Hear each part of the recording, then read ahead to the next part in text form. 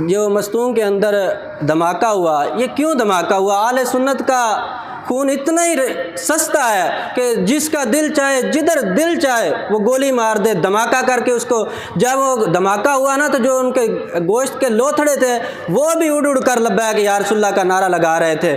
جتنا مرضی یہ ڈرا دھمکا لیں، نہ نعرہ ختم ہوگا نہ میلاد، لیکن وجہ پوچھنی ہے کہ جو جڑاں والے میں ہوا، وہ جڑاں والے میں جس وقت یہ دھماکہ ہوا نا، دھماکہ سیم اسی وقت جو بلوچستان کا وزیر داخلہ ہے سرفراز بگٹی، وہ بکواس کر رہا تھا ایک چینل پر، جڑاں والے کو ذکر کر کے نا، اس کو بنا بنا کر وہ بکواس، اسی وقت یہ دھماکہ ہوا۔ تو ابھی تک وہ جڑاں والا جو واقعہ ہوا، ان کا درد ان کو ختم نہیں ہوا۔ کیا ادھر ہوا کیا تھا کہ انہوں نے حضور علیہ الصلوۃ والسلام کی برملا گستاخی کی تھی، اور کچھ لوگوں نے ان کی جو دیواریں تھیں وہ گرا دی تھی، کوئی جانی نقصان نہیں ہوا تھا۔ حضور کی گستاخی، حالانکہ حضور کی گستاخی یہ تو بات ہی الگ ہے، تو چند دیواریں گرنے کی وجہ سے چیف جسٹس بھی وہاں پہنچا، یہ جو فیض ہے، اور وزیر اعظم یہ جو کاکڑ ہے یہ بھی وہاں پہنچا، اس کے علاوہ DIG، بہت سارے افیسر اور جرنیل وہاں پہنچے۔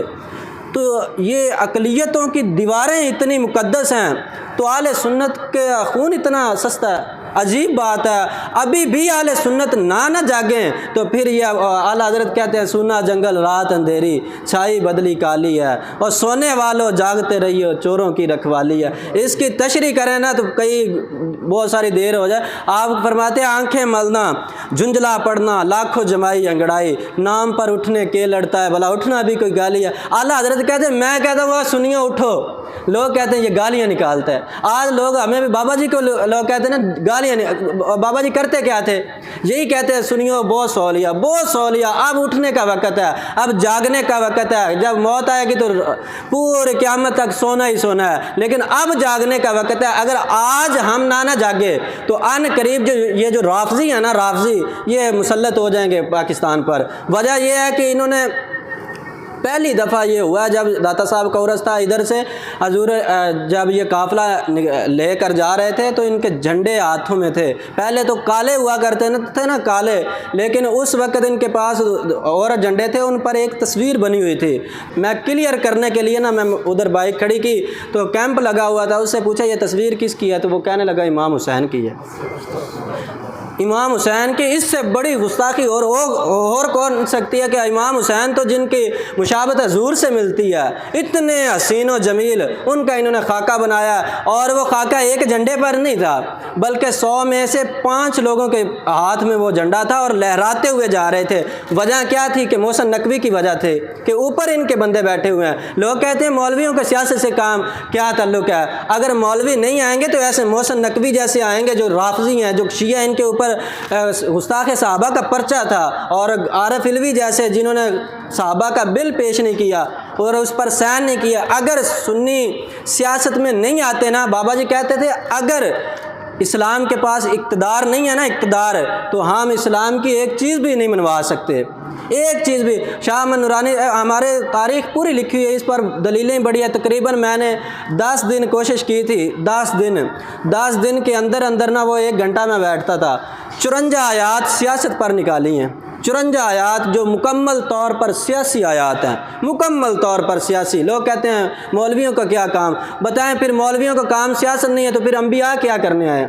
ہمارے نبی کیا ہے؟ ابو بکر صدیق کیا کرنے آیا؟ عمر فاروق کیا کرنے آئے ہیں؟ تو سیاست تو علماء کا ہی کام ہے۔ بتائیں نا، سیاست کا جن کو لغوی معنی کا نہیں پتہ، جو ساری زندگی کرکٹ کھیلتے رہے ہیں، لوہا پگھلاتے رہے ہیں، وہ ہمارے اوپر مسلط ہیں۔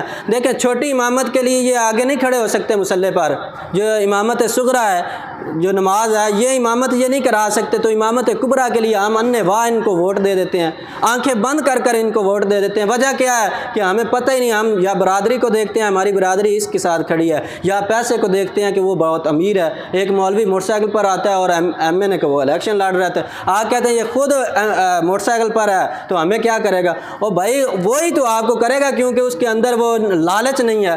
جتنا زیادہ بندہ امیر ہوگا نا، اتنا زیادہ اس کے اندر لالچ ہوگا۔ ہوگا۔ تو اس لیے علماء آئیں گے تو بات ہوگی، تو یہ باتیں اور زیادہ ہو جائیں گی۔ تو یہ پہلی دفعہ ہوا ہے کہ وہ گستاخیاں کرتے ہوئے یہاں سے گزرے ہیں، اور حیدرآباد کے اندر اتنی غلیظ ترین اور بدترین حضرت عمر کی انہوں نے گستاخی کی ہے، اس پر FIR بھی ہو چکی ہے، لیکن کیا کریں، FIR ہی صرف ہوتی ہے، اور آگے قانون تو ہمارے لیے ہے نا۔ اگر ہم کسی چیف کے بارے حق بیان کر دینا کسی جرنل کے بارے میں تو آدھے گھنٹے کے اندر اندر ہمیں اٹھا لیا جاتا ہے۔ حق یہ ان کے قانون صرف ہمارے لیے ہے، علماء کے لیے ہیں، اور یوسف سلطانی جیسے شیخ الحدیث اور ان پر ان کے قانون لگتے ہیں، جن کا پاؤں کی وجہ سے ان کو سلنسر کے ساتھ لگا اور ان کو انہوں نے گرم کمبل نہیں دیا اور وہ جیل کے اندر شہید ہو گئے۔